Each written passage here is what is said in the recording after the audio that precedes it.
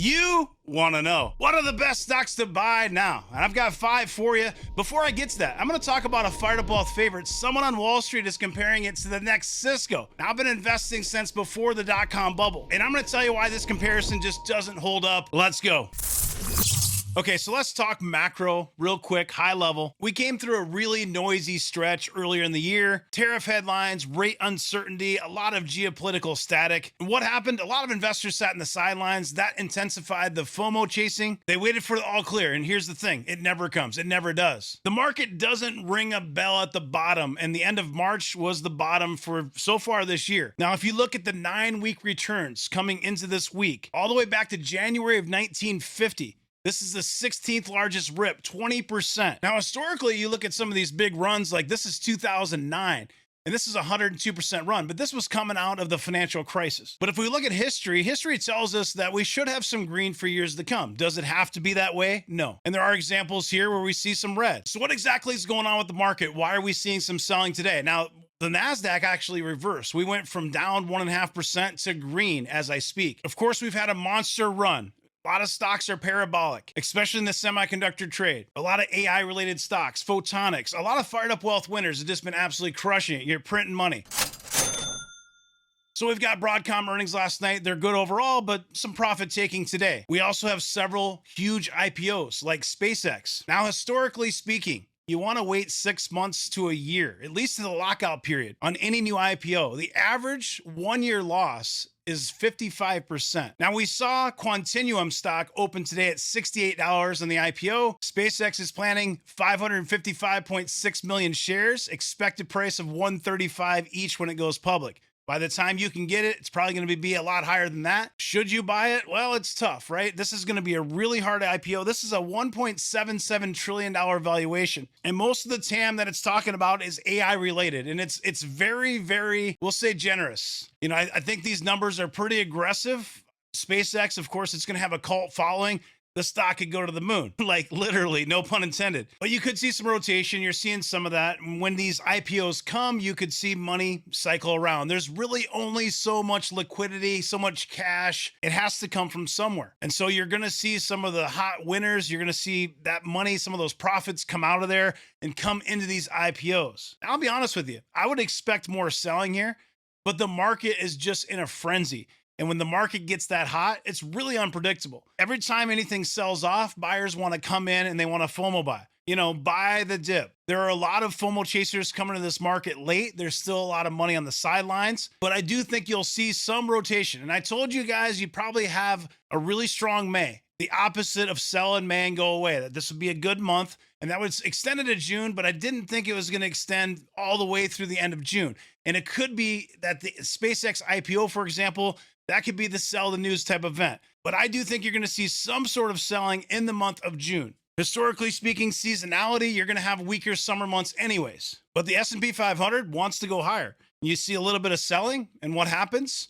That money that's sitting on the sidelines piles right back in and we go green again. We're sitting here at just under 7,600 in the S&P 500. That R3 Fibonacci, 78.76, guys. We're looking at 7,900 in the cards for S&P 500. QQQ, same deal. We were just overbought. We were at something like 80 or 79 here. And now the RSI is 72. So we had a nice cool off. But again, anything over 70 is overbought territory. So the market is overbought, but that can go all the way to 100 on the RSI. The QQQ is saying that the R3 Fib, $789, it's $742 right now. So the market wants to go higher, but remember that you are buying a monster run. So you have to be careful because there's a lot of FOMO and there are a lot of frothy stocks, high valuation stocks. Now, that's a good segue into this. TS Lombard sees Cisco echoing Nvidia AI fueled rise, basically saying that Nvidia is the next Cisco. Now, is there any truth to this at all? He's talking about in the late 1990s, internet boom. Cisco became one of Wall Street's biggest winners. Perhaps Nvidia is the new Cisco, arguing that a company can remain highly profitable and strategically important while still disappointing investors if growth fails. Are we even in the same vicinity here, though? Are we in the same stratosphere? And the answer, not really, guys. While the caution about Nvidia it's a good reminder about high valuation stocks. And there are plenty out there with 100 and even 1,000 price of sales. They have to be very careful. These unprofitable businesses, that's not what Nvidia is. Nvidia, guys, we're talking about a trailing PE of 34, a forward PE of 25. And that's on $216 billion of fiscal 2026 revenue, up 65% year over year, versus Cisco in the 2000 dot-com peak, a $550 billion market cap, only $19 billion of revenue. You're talking about 150 to 200x multiples. So this is fantasy growth priced in. For Cisco, nothing to do with Nvidia today. So I'm a little bit shocked by this article. I think it's embarrassing to me. If I wrote this article, I wouldn't feel good about it because the comparison's just not valid. Now, you could use Cisco and say, this is what could happen. And if you look at Intel's chart, it looks very similar to this. Had this big rip up, in 2000, the stock got to what, $77. And if you draw a line straight across here, it took until 2026 to get back to all-time highs for Cisco and Intel since the dot-com bubble. But is it the same? And if you look at the profitability metrics, these numbers, not even close. The fundamentals are completely different. And here's Intel, it got up to $73 and basically dropped down, and it took you a long, long time. It got really close here. 2020, it got close in the 50s, in the $68 range here in 2021. But it didn't truly break that new all-time high from that 2000 dot-com bubble until 2026. And that, ladies and gentlemen, is 26 years of dead money. You don't want that as an investor. So we've been covering Nvidia on the channel since 2019. We've called it along the way. We told you it was a must-own stock for any portfolio in 2022. I told you it's going to hit $250 this year in 2026. Got to $236.26. And then pull back. Right now it's sitting at 220. The R3, $255. Now, if you look at some of the analyst price targets, the highest price target on the street for Nvidia, $500. The lowest, $250, which is still a $30 upside from today's price of 220. And that average price target is $310. That's a 41% upside. Now, of course, you never buy anything just because of an analyst price target, but I wanted to show you the numbers. So I think Nvidia stock will be between $250 and $300 in 2026, of course, assuming that the market remains bullish. If I didn't own Nvidia stock, I consider owning some. I'm overweight. I've owned it since under $4 a share, and I'm looking to trim as we get closer to $300. Now, the first stock today, and it's a little bit crazy because I first recommended this stock at $80 on the channel. This is Micron. December of 2024, we told you that this was a buy. We told you why. As you get through the trading of the LLMs, you're going to need more inference and edge cloud. You're going to need CPUs. You're going to need memory. You're going to need storage. Companies like Micron are going to be beneficiaries. They've pivoted their business to really focus on data center, not really doing that consumer technology like the consumer electronics that they did in the past. So you have to be really careful because this stock, if you look at the 50-day simple moving average, it's $608. And people online will say, well, this is really too expensive. It's a bubble. It's crazy. Don't touch it. Well, of course, I told you to buy it at $80, and it's $1,000 a share now. You got a 10x return on this in a year and a half, over a 10x, and you're going to have massive beta. So don't expect to just buy this at $1,000 and make a ton of money overnight. And if the stock dropped down to $700, that 50-day moving average, you shouldn't be surprised at all. But if the market remains bullish, here's the crazy thing about Micron. 58% gross profit margin for what it does is very solid. 454,000 net income per employee TTM. That growth, 91% forward revenue growth. Massive numbers here. And the valuation, here's what's crazy about it. Only 18.32 on that gap forward P ratio. That peg gap TTM is 0.12. It seems too good to be true. And how can you possibly buy a stock that's up, 889% in 1 year? Now, full disclosure, guys, I'm not buying Micron here. I'm looking to trim some 1,300 and 1,500. I'm telling you, if you're new to the market, you don't own any of these AI stocks. A lot of them are really expensive. There are two that stick out where the valuations, you could argue that they're not that crazy expensive, Micron being one, Nvidia the other. So I'm saying if I'm starting a new portfolio, if I'm a new investor, I might consider buying Nvidia and Micron. I've owned these stocks much lower prices, so I'm not buying them right now.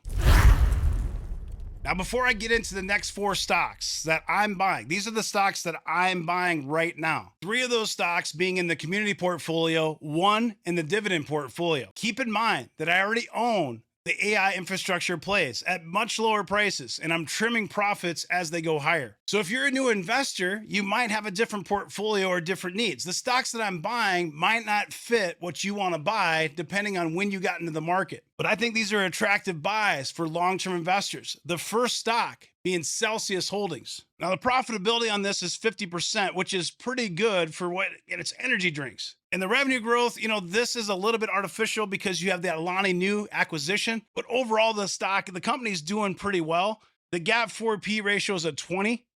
That peg gap is a 1.92. Forward price to sales 2.29. In my opinion, not a crazy valuation here. Seeking Alpha has it as a D-, but that's because the sector median's of 15.32 on this non-gap. So it has about 10% short interest, market cap just under $8 billion. It's down 30% in the past year. So it's up only 6.82% in the past 5 years. I've covered this stock in more detail on the channel. You can go back and watch those videos. Of course, the distribution partnership with Pepsi is huge.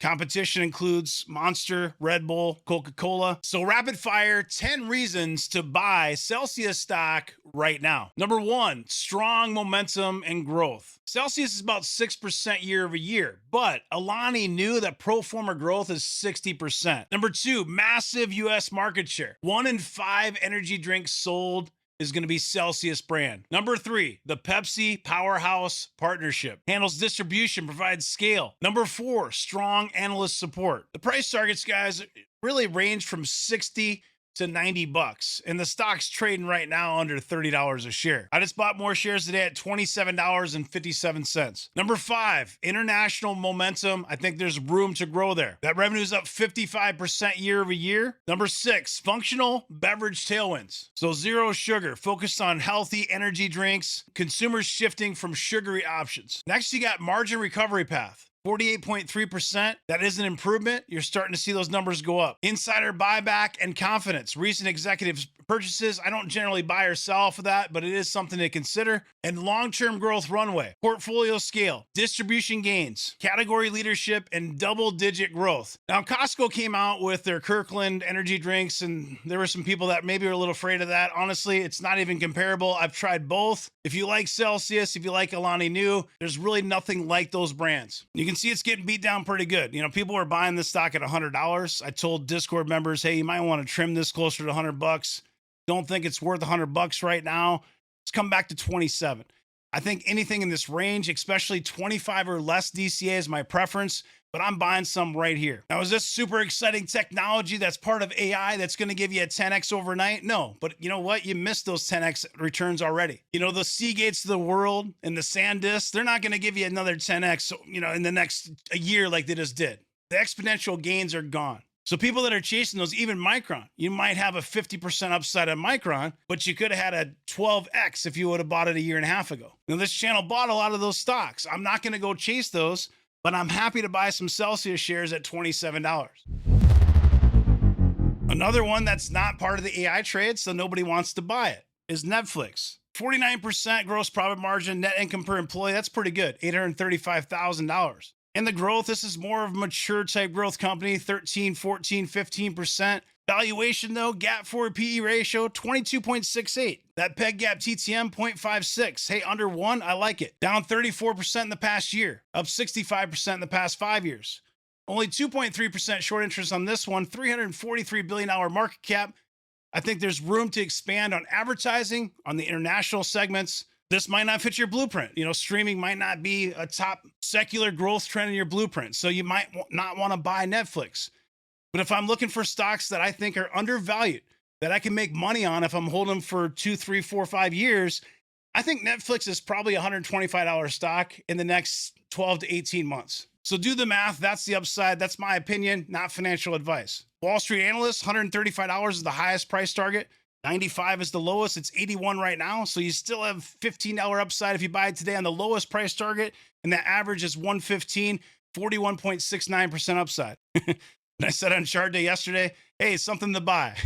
Holy, you know what? Something to buy. The closer it gets down to this trend line, the better. I mean, it could go in the 70s. You might see it at 75 to 79. Could even go lower, but I like it right here at $81 a share.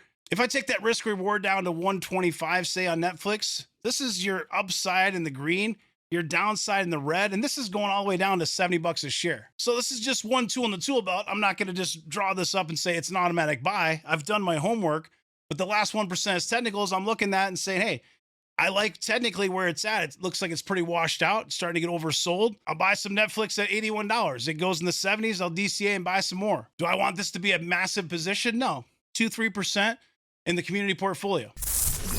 Now, the thing about this stock, guys, you have to tread lightly because people like Elon Musk are saying Optimus robots are going to replace this company, Intuitive Surgical, in the next several years. And things are moving fast with AI and physical AI. It'll be interesting to see how it plays out. I do think that Intuitive Surgical is a lot stickier than what most people might think. A lot of the revenue is actually recurring revenue. It's very difficult to deal with hospitals. It's not like you just rip and replace overnight. They're just going to hire like Elon Musk Optimus bots to take this over. That's not going to happen anytime soon. Da Vinci systems are legit, and they do have competition with Medtronic and Johnson & Johnson, but Intuitive Surgical is the market leader. The growth on this about 16-17%, so more mature growth again.